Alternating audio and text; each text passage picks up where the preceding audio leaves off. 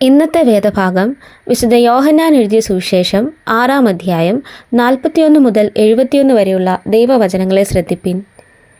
ഞാൻ സ്വർഗത്തിൽ നിന്നിറങ്ങി വന്ന അപ്പം എന്ന് അവൻ പറഞ്ഞതിനാൽ യഹൂദന്മാർ അവനെക്കുറിച്ച് പിറുപിറുത്തു. ഇവൻ യോസഫിൻ്റെ പുത്രനായ യേശുവല്ലയോ? അവൻ്റെ അപ്പനെയും അമ്മയെയും നാം അറിയുന്നുവല്ലോ.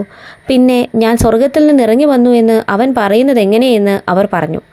യേശു അവരോട് ഉത്തരം പറഞ്ഞത്, നിങ്ങൾ തമ്മിൽ പിറുപിറുക്കേണ്ട.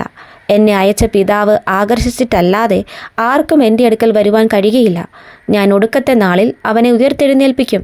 എല്ലാവരും ദൈവത്താൽ ഉപദേശിക്കപ്പെട്ടവരാകുമെന്ന് പ്രവാചക പുസ്തകങ്ങളിൽ എഴുതിയിരിക്കുന്നു. പിതാവിനോട് കേട്ട് പഠിച്ചവനെല്ലാം എൻ്റെ അടുക്കൽ വരും. പിതാവിനെ ആരെങ്കിലും കണ്ടിട്ടുണ്ട് എന്നല്ല, ദൈവത്തിൻ്റെ അടുക്കൽ നിന്ന് വന്നവൻ മാത്രമേ പിതാവിനെ കണ്ടിട്ടുള്ളൂ. ആമേൻ ആമേൻ, ഞാൻ നിങ്ങളോട് പറയുന്നു, വിശ്വസിക്കുന്നവന് നിത്യജീവനുണ്ട്. ഞാൻ ജീവൻ്റെ അപ്പമാകുന്നു.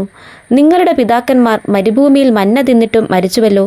ഇതോ തിന്നുന്നവൻ മരിക്കാതിരിക്കേണ്ടതിന് സ്വർഗത്തിൽ നിന്നിറങ്ങുന്ന അപ്പമാകുന്നു. സ്വർഗത്തിൽ നിന്നിറങ്ങിയ ജീവനുള്ള അപ്പം ഞാനാകുന്നു. ഈ അപ്പം തിന്നുന്നവനെല്ലാം എന്നേക്കും ജീവിക്കും. ഞാൻ കൊടുപ്പാനിരിക്കുന്ന അപ്പമോ ലോകത്തിൻ്റെ ജീവനു വേണ്ടി ഞാൻ കൊടുക്കുന്ന എൻ്റെ മാംസമാകുന്നു. ആകയാൽ യഹൂദന്മാർ നമുക്ക് തൻ്റെ മാംസം തിന്നേണ്ടതിന് തരുവാൻ ഇവൻ എങ്ങനെ കഴിയുമെന്ന് പറഞ്ഞ് തമ്മിൽ വാദിച്ചു. യേശു അവരോട് പറഞ്ഞത്, ആമേൻ ആമേൻ, ഞാൻ നിങ്ങളോട് പറയുന്നു, നിങ്ങൾ മനുഷ്യപുത്രൻ്റെ മാംസം തിന്നാതെയും അവൻ്റെ രക്തം കുടിക്കാതെയും ഇരുന്നാൽ നിങ്ങൾക്ക് ഉള്ളിൽ ജീവനില്ല. എൻ്റെ മാംസം തിന്നുകയും എൻ്റെ രക്തം കുടിക്കുകയും ചെയ്യുന്നവന് നിത്യജീവനുണ്ട്. ഞാൻ ഒടുക്കത്തെ നാളിൽ അവനെ ഉയർത്തെഴുന്നേൽപ്പിക്കും. എൻ്റെ മാംസം സാക്ഷാൽ ഭക്ഷണവും എൻ്റെ രക്തം സാക്ഷാൽ പാനീയവുമാകുന്നു. എൻ്റെ മാംസം തിന്നുകയും എൻ്റെ രക്തം കുടിക്കുകയും ചെയ്യുന്നവൻ എന്നിലും ഞാൻ അവനിലും വസിക്കുന്നു.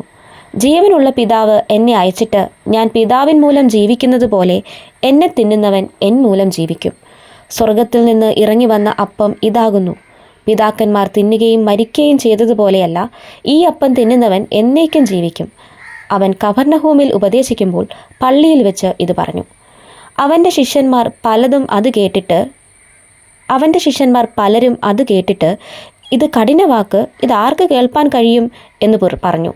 ശിഷ്യന്മാർ അതിനെ ചൊല്ലി പിറുപിറുക്കുന്നത് യേശു തന്നിൽ തന്നെ അറിഞ്ഞ് അവരോട്, ഇത് നിങ്ങൾക്ക് ഇടർച്ചയാകുന്നുവോ? മനുഷ്യപുത്രൻ മുമ്പേ ഇരുന്നിടത്തേക്ക് കയറിപ്പോകുന്നത് നിങ്ങൾ കണ്ടാലോ? ജീവിപ്പിക്കുന്നത് ആത്മാവാകുന്നു, മാംസം ഒന്നിനും ഉപകരിക്കുന്നില്ല. ഞാൻ നിങ്ങളോട് സംസാരിച്ച വചനങ്ങൾ ആത്മാവും ജീവനുമാകുന്നു. എങ്കിലും വിശ്വസിക്കാത്തവർ നിങ്ങളുടെ ഇടയിലുണ്ട് എന്ന് പറഞ്ഞു. വിശ്വസിക്കാത്തവർ ഇന്നവരെന്നും തന്നെ കാണിച്ചു കൊടുക്കുന്നവൻ ഇന്നവനെന്നും യേശു ആദ്യം മുതൽ അറിഞ്ഞിരുന്നു. ഇത് ഹേതുവായിട്ടത്രേ ഞാൻ നിങ്ങളോട് പിതാവ് കൃപ നൽകിയിട്ടല്ലാതെ ആർക്കും എൻ്റെ അടുക്കൽ വരുവാൻ കഴിയുകയില്ല എന്ന് പറഞ്ഞത് എന്നും അവൻ പറഞ്ഞു. അന്നു മുതൽ അവൻ്റെ ശിഷ്യന്മാരിൽ പലരും പിൻവാങ്ങിപ്പോയി, പിന്നെ അവനോടുകൂടെ സഞ്ചരിച്ചില്ല.